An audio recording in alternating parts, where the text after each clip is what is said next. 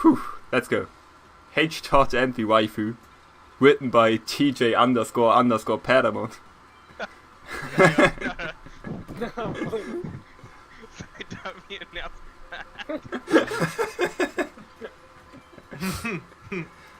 Alright. It was a chilly day in Germany like any other. Hdot prepared himself for another night of streaming by heading down to the local supermarket to pick himself up the usual supplies. That's accurate so far. However, he didn't know just how unusual this trip was going to be. After grabbing a 4-pack of Monster Energy TM, Hdot approaches the checkout. But what was this? The usual checkout girl wasn't there. Instead, a new girl was oh yeah, the checkout girl, goddammit. Oh, widespread ruin, nice. Hey! I don't know. Damn, what's happening here? Okay, let me grab some water real quick.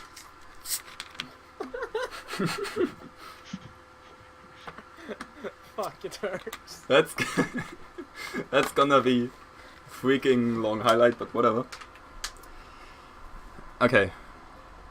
But what was this? The usual checkout girl wasn't there. Instead, a new girl was serving the customer in front. Hdot froze, for he recognized the girl. That long hair, the backwards cap, the pale skin. It was none other than the girl of his dreams, Ryan Lee.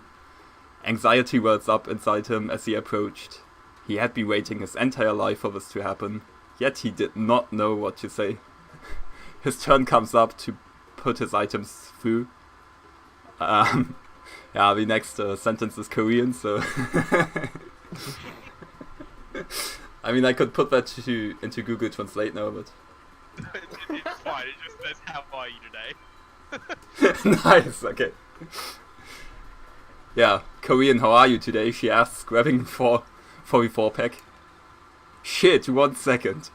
Hdot takes out his phone for his trusty Google Translate. Oh hell yeah. Damn. He thinks of how to respond. This is his chance. His mind a blank, he types out the only thing he can think of and shows her the phone. Hey baby, you like 7-hour-long speedruns where we reset every 30 minutes? Damn. If this would never work, he accidentally fell for the meme. Ryan, however, giggles and nods her head. She takes the phone from Hdot and types. Sweating nervously, Hdot looks down at his phone as she returns it. You are cute, it read. I knock off in 10 minutes, wait for me? ? Elation surges through Hdot. He nods repeatedly at her and walks outside to wait. After 10 minutes pass, he feels an arm loop through his. Ryan smiles up at him and shows him her phone. Show me the speedrun, it said. Brilliant, Hdot thought. She's interested in speedruns. Happily, Hdot practically skips with Ryan until they arrive at his home. As they enter his home, Ryan taps on taps him on the shoulder. She places her phone down on the table and talks. The phone auto-translates for her, which makes this very easy. So how good are you at the speedrun? She asks playfully. She clearly had no idea who she was talking to, as Hdot loads up the speedrun.com page. Well, actually, I'm the world record holder for... He freezes. His name is not in the number 1 slot where it belongs, but... Mentro. He must have gotten his 90k early and not told him. But this was his chance. Mentro's time was only a 650. Damn, only. Quotation. He could get below that and reclaim it in front of Ryan. What better way to impress a girl? Well, yeah. He snatches his Monster Energy and attempts to chuck the can. He would need all the energy he could get. He managed about 0.4 to 0.45 liters, he believed. I literally copy and pasted what you said earlier. Shit, man. Oh, that's like literally what I did yesterday. And that's what he was explaining. He's like, oh, I didn't finish it all, but I did about 0. Okay, so not a complete chuck, but damn close enough for him to feel like a beast.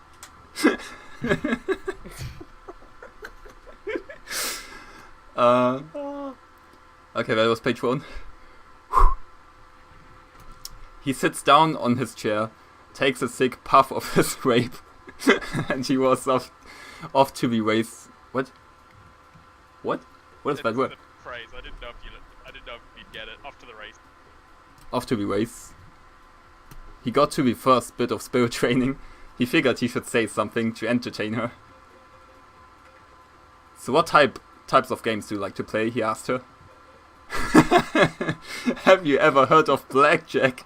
It's very popular in South Korea, she says, beaming. Yeah, I have. Hdot replies, shaking his head, but he couldn't let it get to him. He couldn't believe his luck. It was as if Ryan herself was a lucky charm. He got TNT ball and 2 crits on Master Sharenemon. His luck was insane.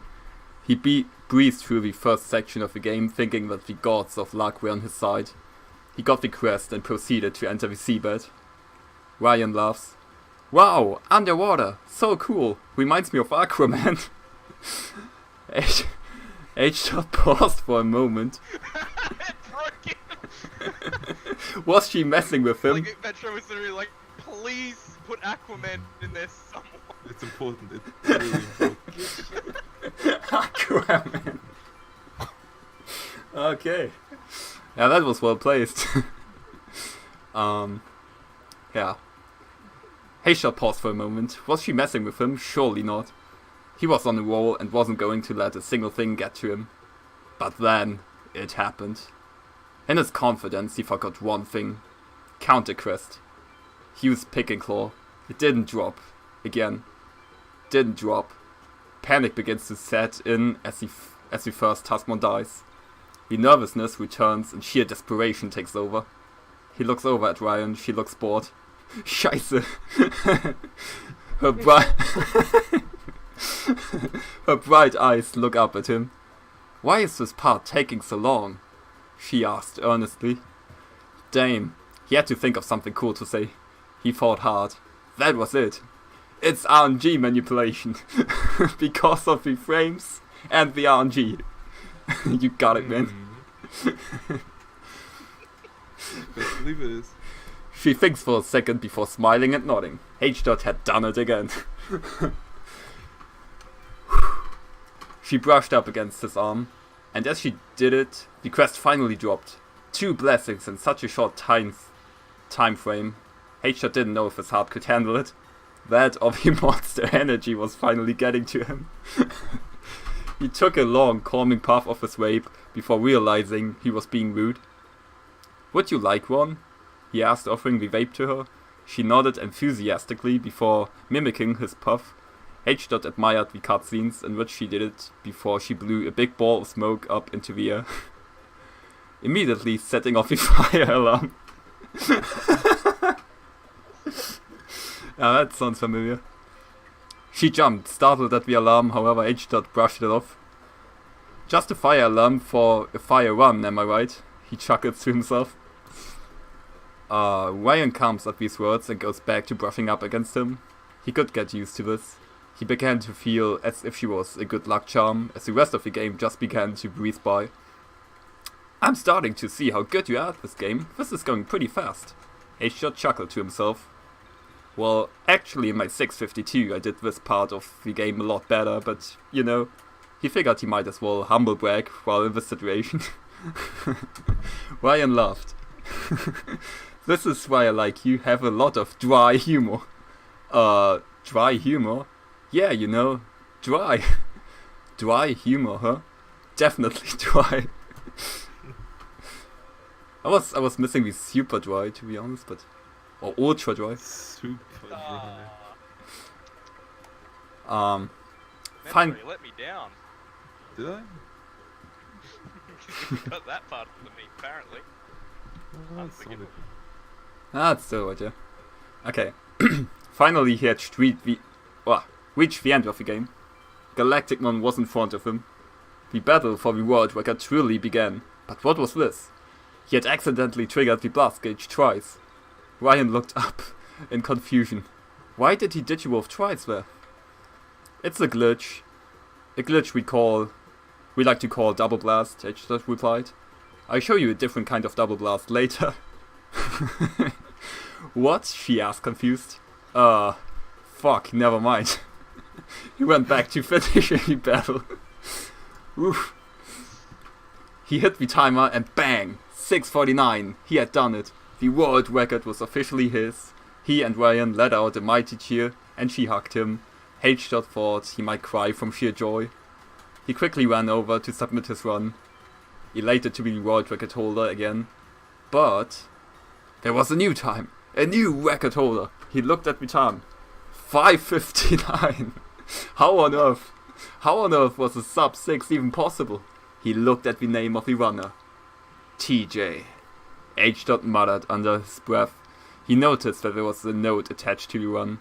He moused over it. Just talk to the guy in the sewer. Lol. Impossible. Had TJ really discovered such an insane glitch? There was no possible way. What's wrong? Ryan asked, noticing Hdot's shoulder slump. I didn't get world record. He puts his head in his hands. This would mean more grinding. It would normally be a cause for joy, but he had really wanted to get the world record in front of her. Suddenly, he felt a kiss on his cheek. Hdot jumped up, as if electrified, and stared at Ryan. She giggled playfully. That just means we'll have to do this again tomorrow. Tomorrow? Hdot hadn't thought about that. He had been in such a great situation that he hadn't even stopped to think about the future. Tomorrow? He asked shyly. Of course, Ryan said. I had a really great time tonight, but I have to get going. But come pick me up at the store tomorrow after my shift, same time. She kissed him on the cheek again and made to leave. At least let me walk you to the car, Hdot said, grabbing her coat and escorting her outside. There was a car waiting for her, and the tall Brazilian god proceeded to get out of the car in nothing but his underwear and a red bandana. He winked at Hdot. This is my driver, Ricardo, she said, hopping into the car. She put the window down and waved. I had a really great time today, thank you, Hdot. As Ricardo handed him a business card and proceeded to start the car engine. Hdot looked down at the card and it had a mobile number, hastily scribbled down on it with a bunch of X's and O's. Hdot hoped with all his heart that the number belonged to Ryan and not Ricardo, but he guessed he would have just have to ask her tomorrow. He smiled before walking back inside, satisfied with a good day's work. Damn. Okay, so that's the end. Woo! Good shit. That was really well written, yeah. I mean, the some memes seemed a bit random. I don't know. Like Aquaman was literally just Aquaman. I don't know. It was actually hard sitting here like listening to all that. I mean, that's good shit. The plot twists are real.